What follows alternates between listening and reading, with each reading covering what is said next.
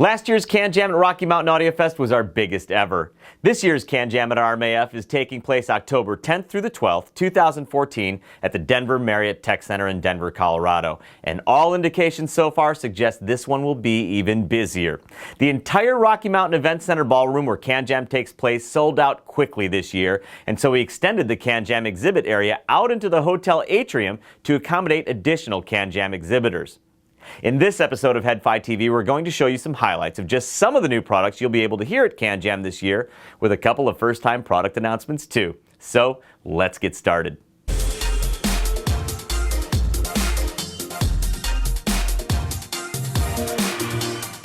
When it comes to crafting the most intricately designed art piece custom in-ear monitors, I don't think even their competitors would argue that Noble Audio is perhaps the high specialist in that area. Noble's founder, John Moulton, affectionately referred to in our community as the Wizard, is always striving to create pieces that not only sound fantastic, but that look like nothing else on the market. Now announced for the first time right here, right now, at CanJam at Rocky Mountain Audio Fest this year, Noble Audio is going to introduce their new Prestige custom in-ear monitors. Instead of beginning with the liquid medium, which is how almost all custom in-ears are currently made, Noble's new Prestige customs will be crafted chiefly from solid artistic mediums, including exotic woods, dyed woods, carbon glass, weaves, knits, aluminum composites, other materials, and combinations of all of those things. And I think every set will be quite unique. I have the first set of Noble Prestige customs right here, and they are stunning. These are crafted from red acrylic inspired by the color Rosso Corsa with Australian Coolibah burlwood. These are two very different materials, and they swirled it together somehow to look seamless. It's really beautiful, and I hope the photos you're looking at are giving you at least some idea of what I'm seeing in person, as they are remarkable to look at in person. The only configuration for the new Noble Prestige line is Noble's flagship 4-way 10-driver K10 model, the Kaiser 10. And yes, that's 10 drivers per ear.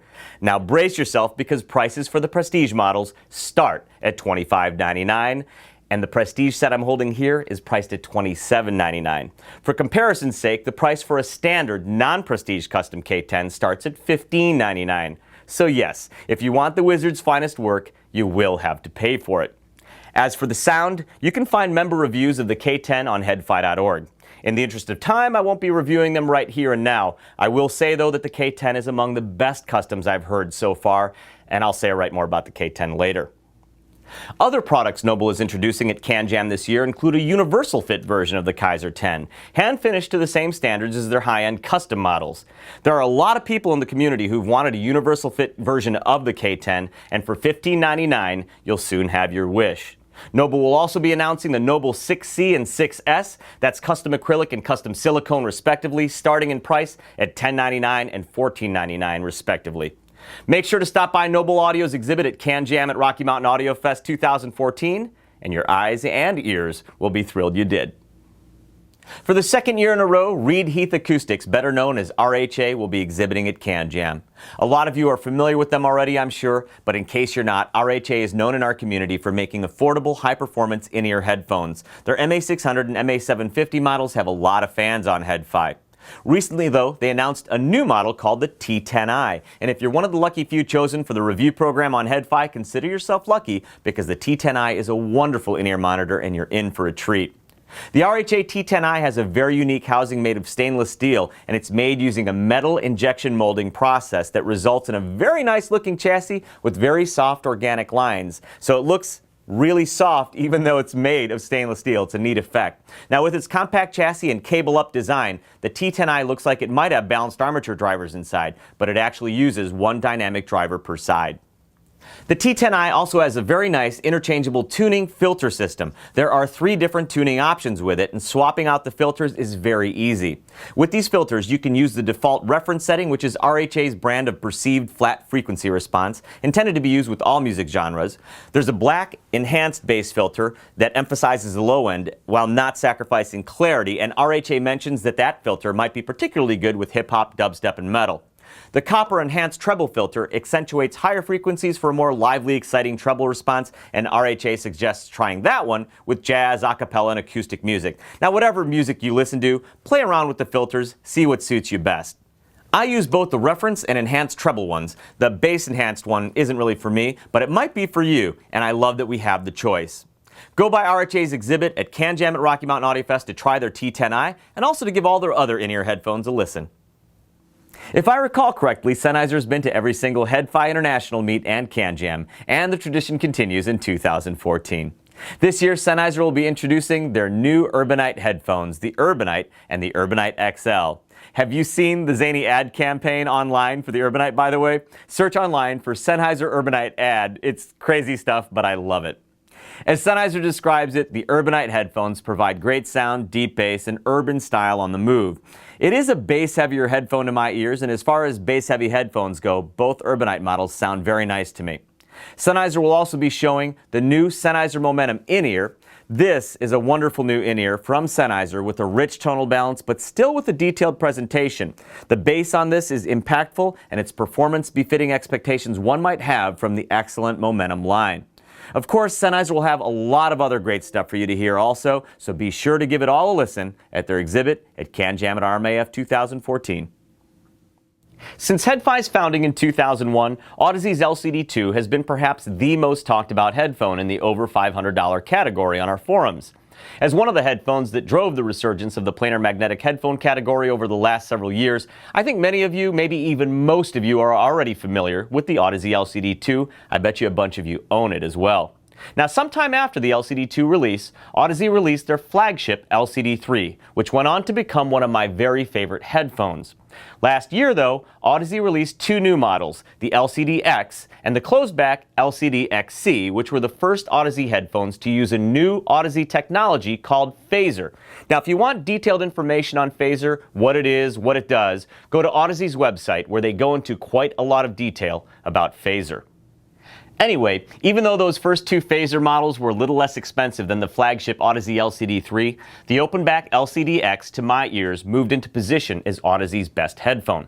Well, earlier this year, Audizy updated both the LCD2 and the LCD3 models with their Phaser technology, and both were given substantial performance gains as a result. And Audizy's flagship LCD3, once again, to my ears, regains the throne as Audizy's flagship performer and further solidifies its position in our HiFi headphone collection here in the office as one of my absolute favorite headphones, regardless of price. Now make sure to stop by Audizy's exhibit at 2014 CanJam at Rocky Mountain Audio Fest to listen to the Phaser-equipped LCD2 and LCD3. Astelin Kern's exhibit at last year's CanJam was very, very busy, and this year I expect even more activity for them as they've since released three new portable high-res digital music players, the $900 AK102, the $1,700 AK122, and their flagship $2,500 AK240. All three players have both single-ended and balanced headphone outputs. All three support PCM up to 24-bit 192 kHz. The AK102 and the AK122 also support DSD playback via DSD to PCM conversion. The flagship AK240 supports native DSD playback. All three can also be used as USB DACs, and all three support local network Wi-Fi music streaming using a special easy-to-use computer-side app by Astelin Kern. I personally own and use the AK240, and for all three of these models, here's what the big deal is to me. They support every music file format I have at every bit depth, at every sample rate, and that includes DSD. All three play back all of these widely varying files as transparently, and by transparently I mean in terms of user experience and interface, as if these files were all the same. For example, I don't have to create any special DSD playlist or any such thing. I can move from a low bitrate MP3 track to a 24/192 FLAC track to a DSD track and not worry about having to do any specific preparation or wrangling to make that happen. These players democratize the whole high-res and even low-res music file playback experience. I can shuffle between any tracks regardless of format, regardless of what file type is next. I just hit play and voila. That's a very big deal to me, and all of this portably, all of this on the go. Anyway, experience Astelin Kern's awesome portable high-res digital music players at their CanJam at RMAF exhibit this year. This year, HiFi Man released two new planar magnetic models that have recently taken the HiFi community by storm. Addressing two of the most common criticisms people have with planar magnetic headphones, and that would be weight and comfort, the lightweight HiFi Man HE400i and the HE560 are both very light in weight with their single-sided magnet structures and very comfortable with the new Comfort Strap headband system designed by HiFi Man. The new HE400i is, in my opinion, one of the top overall candidates for headphones in the $500 price range, and is one of the most popularly discussed headphones in that price range since its release. If you're shopping in this price range, go to HiFi Man's exhibit and give the HE400i a listen. Also, the new HiFi Man HE560 is awesome. At around $900, it puts itself in the performance mix with some of its competitors priced substantially higher. There are times the HE560 reminds me of some of the better electrostatic headphones out there in terms of its detail retrieval and treble presence. Now, with both of these new headphones, HiFi Man has, in my opinion, two of the best bang for the buck values in premium headphones. So make sure to stop by HiFi Man's exhibit at CanJam at RMAF this year to give them a listen, and also to audition the plethora of other HiFi Man products. Since we already did a whole HeadFi TV episode about the Blue MoFi, I won't say too much more about it here. That said, after having spent even more time with it since then, I'm still just as impressed with this super unique headphone as ever. If you didn't watch our episode about it, the MoFi is by Blue Microphones, and it has its own built-in headphone amplifier, an amplifier co-designed by a company who's made and sold a jillion, literally a jillion, dedicated headphone amps. It's also a very good headphone, the MoFi, when it's used passively, and obviously it has one of the most unique designs, especially with this multi-link headband design that has adjustable tension. I've never seen a headband like it in any other headphone. Anyway, stop by Blue Microphones exhibit at CanJam at RMAF this year and check out the $350 Blue MoFi. ALO Audio is exhibited at every CanJam at RMAF we've had, and this year, as in previous years, you can expect another super stocked ALO exhibit. As many of you already know, ALO Audio first made its name in audio with its high-end audio cables for desktop audio, portable audio, and of course, headphone audio. These are actually brand new cable models from ALO Audio. This is called the ALO Audio Quad Ribbon Cable, and I ordered one for my Sennheiser HD800 and my Aziz LCD2. Retail prices on headphone cables like these started around $349. This particular model is made of solid silver ribbon for the returns and silver-plated pure copper for the signal. Now, of course, at their exhibit, ALO Audio will have many other kinds of cables for you to try. Now, this amp here is one you're probably already familiar with. It's ALO Audio's flagship Studio 6 tube headphone amp with price starting at $3,900. It's an amazing Class A single-ended triode amp, but it's been around for a while, so again, you're probably familiar with it.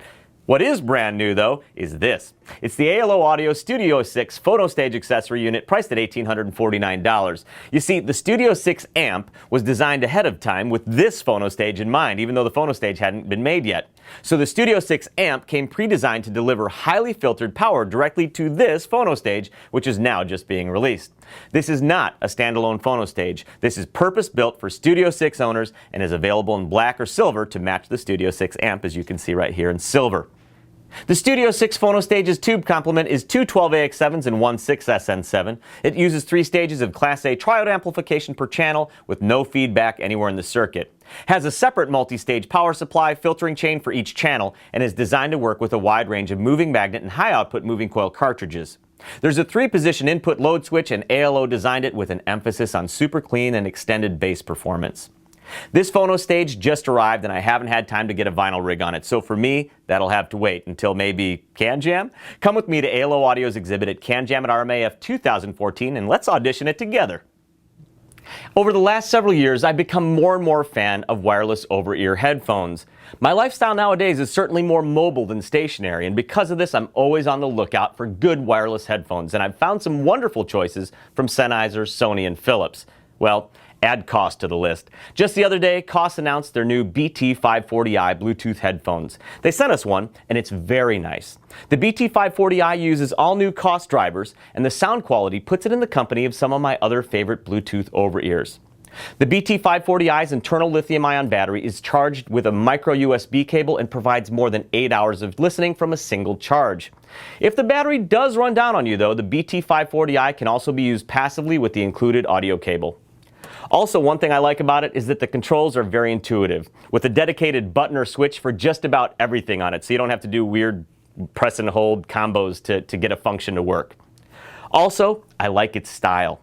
While not retro per se, the BT540i has a more classic utilitarian look than a lot of its competition.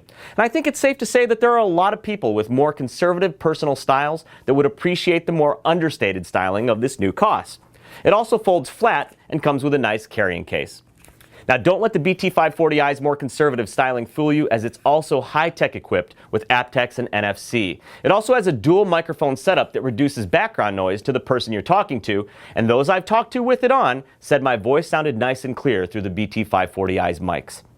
In addition to the BT540i, Koss will also be showing a few other new models I haven't yet used. There's the Pro 4S, an upcoming Koss studio headphone, essentially an evolved version of their legendary Pro 4AA. And they'll also be showing the SP540 and SP330, an around-the-ear and an on-the-ear respectively, designed for personal listening. To hear the all-new Kosses, make sure to stop by their exhibit at CanJam at Rocky Mountain Audio Fest. Last year, Mr. Speakers introduced what I believe was the first production 3D printed headphone with the Mr. Speakers Alpha Dog. If you haven't already seen it, make sure to check out our HiFi TV episode dedicated to the Alpha Dog. At this year's CanJam at RMAF, Mr. Speakers is introducing the Mr. Speakers Alpha Dog Prime, their new closed flagship headphone. It looks like a Mr. Speakers Alpha Dog, but under the skin, particularly at the driver level, this dog has learned some very new tricks. Specifically, to extract even more performance from the driver, Mr. Speakers has made extensive modifications to the driver unit, re-engineering the entire system. The result is a headphone that is more neutral than the production tuning of the standard Alpha Dog. The Alpha Dog Prime is more revealing, more polished, especially in the treble region where it's both more extended and also more refined. In terms of its tonal balance, the Prime reminds me of the prototype I have of the original Alpha Dog, which was more neutral than the production tuning of it. But the Alpha Dog Prime, in direct comparison to the prototype, is more resolving and polished sounding overall while maintaining the monitor-like neutrality. Now, I'm not sure what the final production voicing of the Alpha Dog Prime is going to be, but I was under the impression this one I've been listening to is close. I hope so, as I'm digging this one a lot.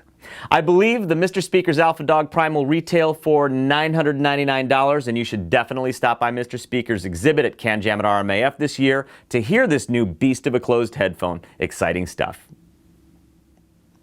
SHI Audio has been an immensely popular exhibitor at CanJam at RMAF, and I have a feeling this year will be insane for them at the show, as they're going to be showing their two new Statement products, their Statement Amp and their Statement DAC, both of which a lot of headfires have been eagerly waiting for.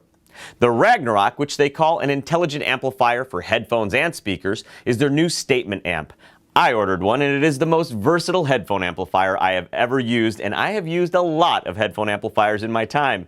The Ragnarok is a fully discrete, solid-state, CrossFet, Circlotron-style amp designed to drive just about anything, including a lot of in-ear monitors in its low-gain mode to loudspeakers from its speaker terminals, from which it can serve up to 100 watts per channel into 4 ohms. That same power on tap for loudspeakers is also fully available through the Ragnarok's balanced headphone outputs in high-gain mode. So if you haven't figured it out by now, the Ragnarok is an immensely powerful headphone amplifier.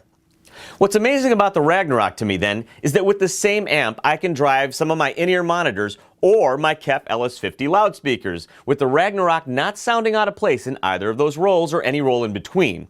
Remarkable stuff, and in my opinion a remarkable bargain even at its $1,700 price point, especially as it is also one of the best sounding solid-state amps I've ever heard with many of my headphones. The SHI Audio Yggdrasil, which I haven't heard yet, is going to be SHI's flagship DAC. According to SHI Audio, the Yggdrasil is, as they put it, the ultimate expression of SHI's bit-perfect approach. In one of his posts on HeadFi, Jason Stoddard of SHI Audio said he didn't think the Yggdrasil has anything to worry about from any DAC at any price. Coming from SHI Audio, that kind of talk has my interest piqued, and I'm going to be sure to stop by their exhibit to give the Yggdrasil a listen. Finally, on the way other end of the price scale, SHI Audio will be unveiling the SHI Fuller. Yes, the SHI Fuller. The Fuller is a dongle-type DAC amp competing with other such products like the Light Harmonic Geek Out, the AudioQuest Dragonfly, and Meridian Explorer. The Fuller will use an AK4396 DAC, which is a very well-regarded DAC, by the way. The Fuller can output up to 300 milliwatts into 32 ohms, which is enough to drive just about any headphone you'd use on the go, and SHI claims Fuller's noise floor is vanishingly low and has low output impedance. Also low? Fuller's price, $79. Yeah, stop by SHI's exhibit to hear their $79 Fuller and you'll be fighting me for a place in line. Of course, in addition to the Ragnarok, Yggdrasil, and Fuller, SHI will also have their entire family of amps and DACs there for you to listen to also. One of this year's new CanJam exhibitors is a company I'd seen at 2 previous California HeadFi meets, but whose headphones I hadn't tried until just a few days ago here. Over the last several years, I've really gotten into higher-end Bluetooth headphones, as my lifestyle is very often on the go. When I'm mobile or even just when I'm moving around the office a lot, I love being able to listen to music with high fidelity, yet still feel free to move around without being tethered to a desktop rig. It's also nice to be able to field calls without having to take my headphones off. At CanJam at Rocky Mountain Audio Fest, the latest revision of the Pendulum Stance S1, the one I've been using here, will make its debut. Versus the previous version, the new revision has larger pads, some adjustments to the sound profile to improve bass response in mids, and slightly less headband tension for comfort. I have both versions here, and I do prefer this latest revision.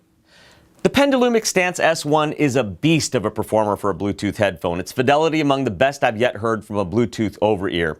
I'll have to do more listening against the Bluetooth over-ears that have been my references for some time, headphones like the Sony MDR1 RBT and Philips Fidelio M1 Bluetooth, but early listening suggests this latest revision of the Stance S1 is easily and at least in league with them.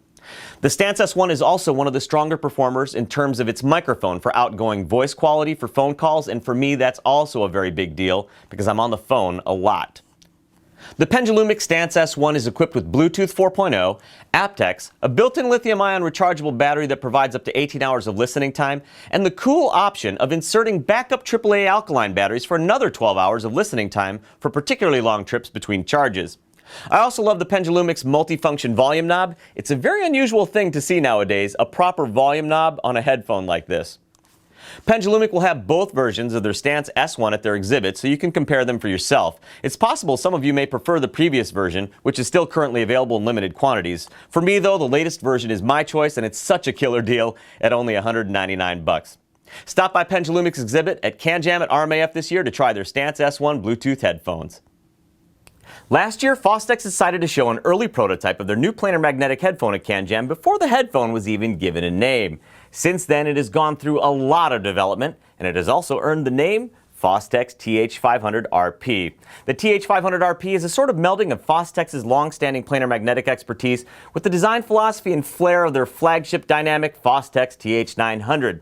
I visited Phostex's highly secretive audio labs last year in Japan and was shown the driver in various stages of development, and the end result is, in my opinion, very impressive. I also had a chance to listen to a pre-production unit last spring at the Tokyo Headphone Festival, and now it's going to production, with the production version of the TH500RP being brought to CanJam at RMAF this year for you to listen to.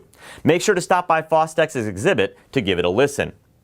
Phostex also teased their new TE05 in-ear last year in pre-production form, and it will also be available to listen to in its final production form at CanJam this year, and I really dig the TE05, so give it a listen. And one of my favorite portable amps in the last year is Phostex's $600 HPV1, a hybrid tube and solid-state portable amp, and that will also be at CanJam this year. Make sure to stop by Phostex's exhibit to hear the TH500RP, the TE05, and also the HPV1 at RMAF 2014 in the CanJam exhibit area.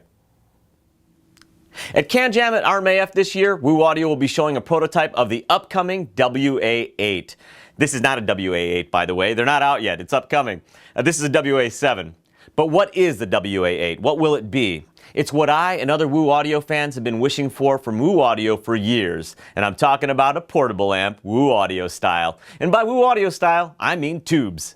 For now, all I'm able to show you are photos of a Woo Audio WA8 prototype with a 3D printed test chassis. You're looking at it now. Doesn't it look awesome? Imagine that chassis in metal. The WA8 will be switchable for 2 or 3 tube operation. In 2-tube mode, it will help conserve battery power. It's kind of a low power mode intended to be used for in-ears and other sensitive headphones. In 3-tube mode, you get the WA8's maximum power for more challenging to drive headphones. The WA8 is a single-ended transformer coupled design with Woo's own custom-made output transformers. What's also extra cool is that the WA8 will be actually more than what I was wishing for from Woo, as it's not just a portable tube amp, it's also a 32-bit 192 kHz capable DAC with async mode USB input.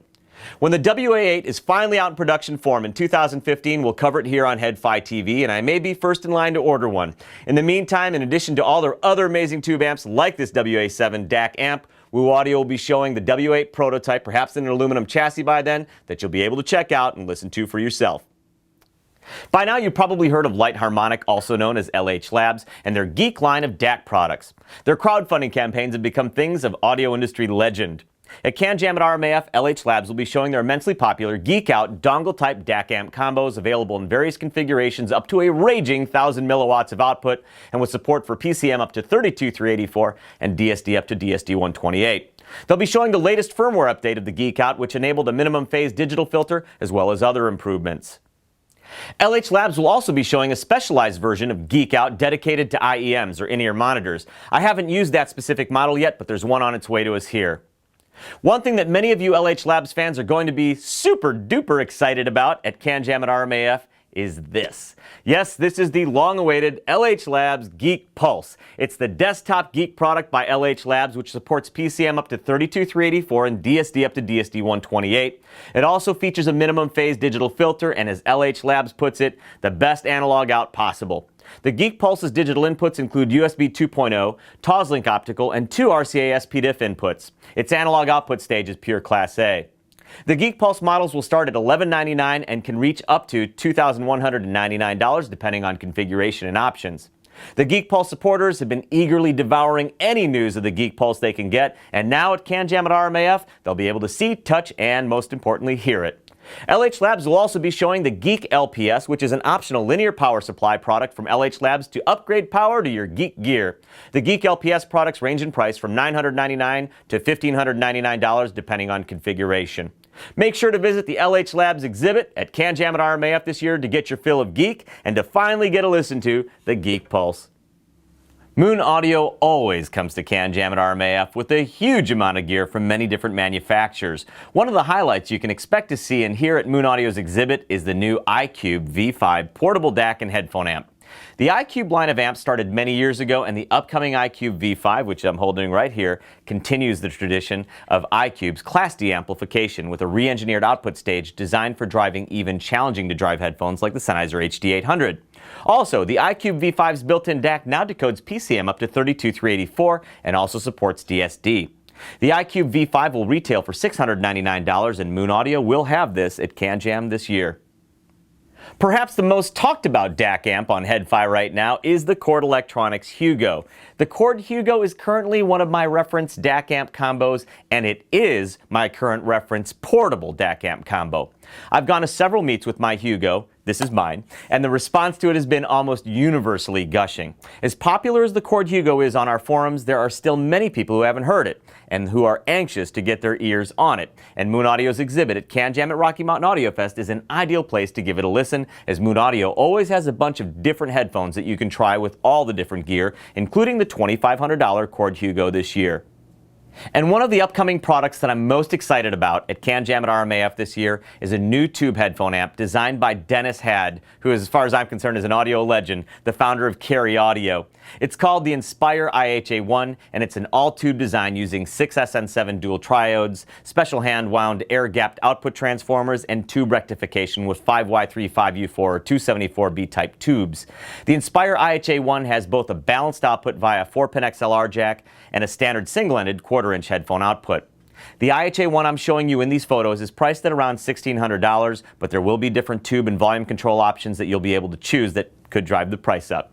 To hear the iCube V5, Chord Hugo, and Inspire IHA1, not to mention Moon Audio's awesome line, an extensive line of audio cables and headphone cables, and far more gear than I could ever cover here, make sure to visit Moon Audio's exhibit in Denver at CanJam at Rocky Mountain Audio Fest.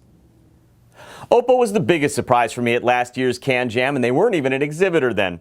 Oppo CTO and Vice President Jason Liao was walking around the show and showed me a sneak preview of the Oppo PM1 planar magnetic headphone, which at the time nobody outside of Oppo knew a thing about.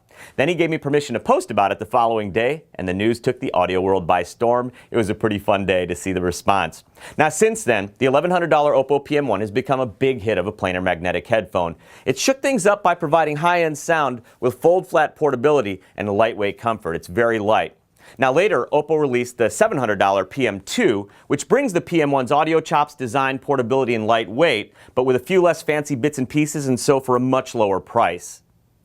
Headphones aren't all Oppo's been up to this year. One of the most exciting DAC amps in the past year, in my opinion, is Oppo's new HA1 DAC amp combo. The HA1 is obviously a full-size component with a DAC capable of decoding PCM up to 384 kHz and DSD up to DSD 256. The HA1 is also Apple MFI certified, and so it's directly compatible with the latest iDevices, able to serve as a direct DAC for iPods, iPhones, and iPads. I have my iPhone plugged into it now. The HA1 also has Bluetooth, including aptX, and its amp section is fully balanced. It's of discrete Class A design. The Oppo HA1 retails for $1,200. I love the HA1, all it does, and how it sounds. Now, to hear the PM1, PM2, and HA1, make sure to stop by Oppo's exhibit at CanJam at RMAF 2014. Last year, Centrance had a huge hit with their HiFi crowd-designed HiFi Mate family of DAC amp combos. Fantastic though it is, the HiFi Mate is a bit largish for a portable DAC amp. The HiFi Mate is also exceedingly powerful and might be more power than needed by those who primarily use in-ear monitors and other sensitive headphones. Well, enter the new Centrance Mini Mate. It's 33% thinner than the HiFi Mate and still outputs an ample 160 milliwatts per channel from its single-ended output and 330 milliwatts per channel from its balanced output.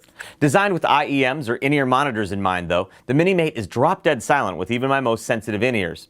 The Mini Mate's DAC is 24192 capable and will also decode DSD via USB and has async mode USB input. The Mini Mate is also MFI certified, so it does the direct digital dance with your iPhone, iPod, and iPad. No camera connection kit needed here. Priced at $700, the Mini Mate is a beautiful and compact distillation of Centrance's vast experience in digital audio, so make sure to stop by Centrance's exhibit to use it. Centrance will also be showing their Glove Audio A1, and here's what the A1 is. If you're the owner of a first-generation Astelin Kern digital music player like this AK120 inside the Glove Audio A1, and if you've been staring longingly at Astelin Kern's newest players with their upgraded electronics and balanced outputs, like this $2,500 AK240 here, but you don't want to worry about the hassle of selling your first-generation player and then spending the big bucks on the new Astelin Kern player.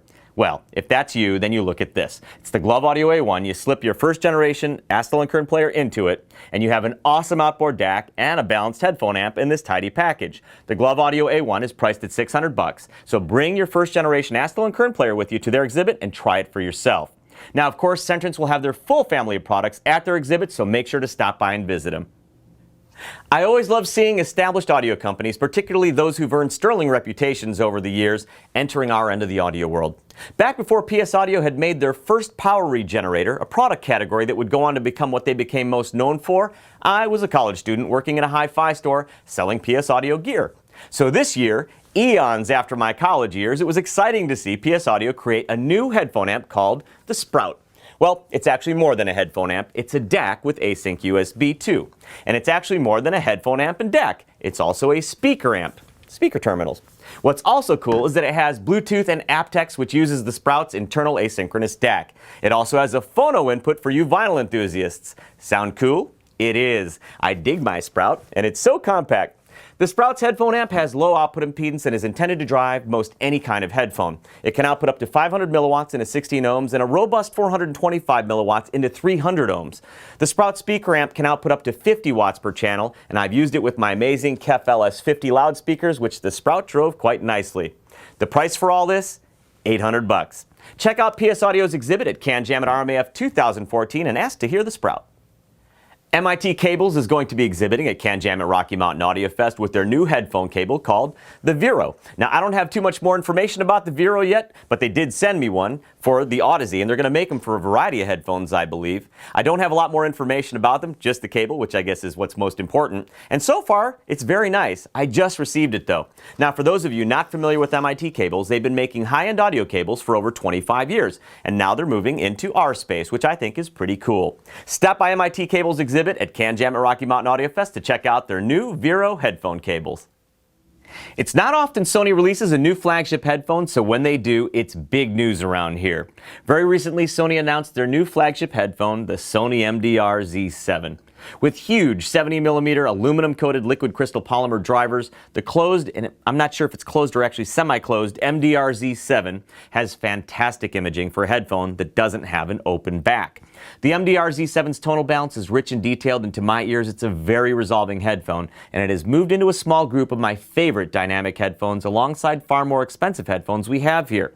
Now, something neat that Sony's team did was partner with high-end cable maker Kimber Cables to offer optional upgrade cables for the MDR Z7 that I believe will be sold directly through Sony and its dealer network.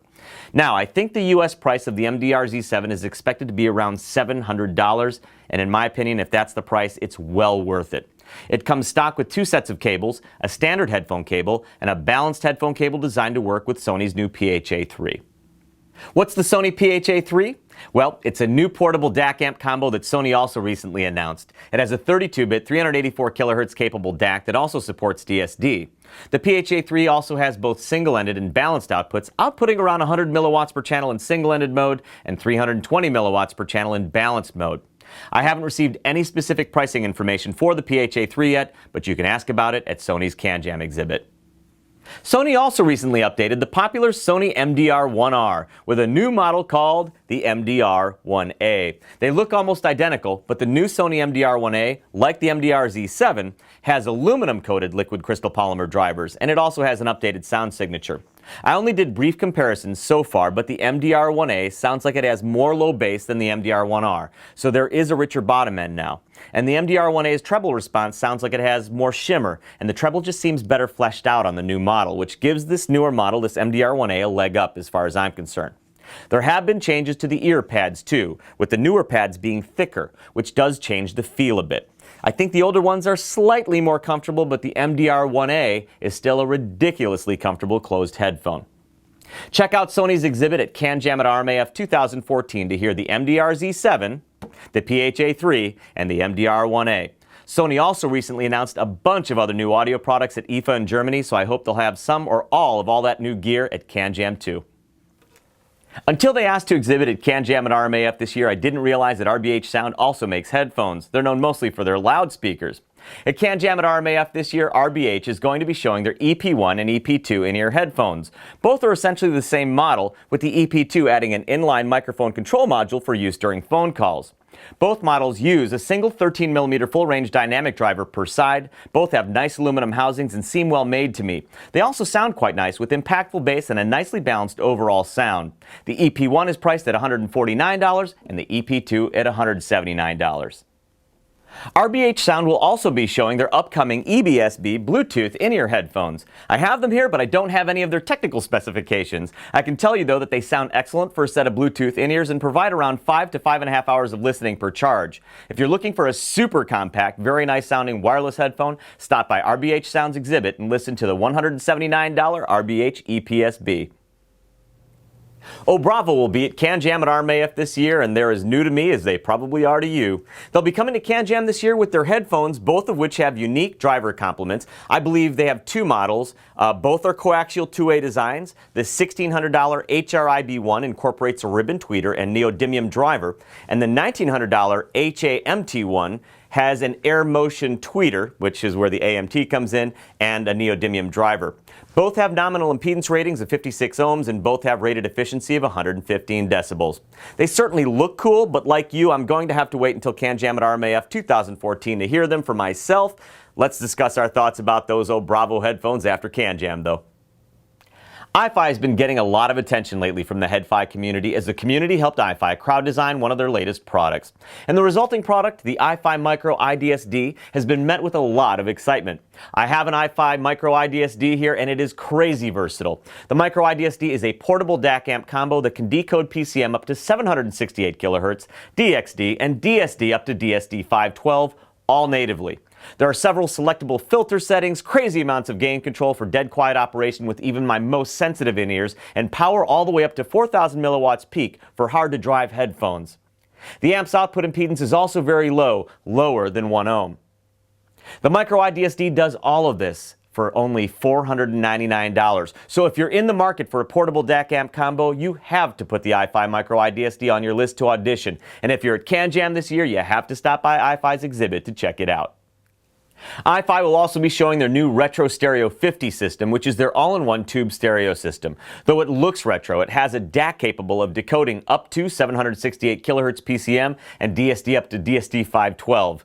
Again, it looks retro, but it has Bluetooth, aptX, and NFC. Its loudspeakers are full-range, time-aligned LS35A type speakers. The system includes phono circuitry for vinyl enthusiasts, and the Retro Stereo 50's headphone amp has up to, I believe, 7,000 milliwatts of output power. Now, for those of you who weren't familiar, IFI, as I understand it, is sort of a sub-brand of AMR. And so AMR's technology is licensed by IFI, so there's sort of a trickle down of AMR's technology to IFI. Well, anyways, there will be AMR and IFI equipment at the exhibit, and AMR will be showing the AMR DP777 Special Edition DAC for those of you looking for more upscale dedicated source gear.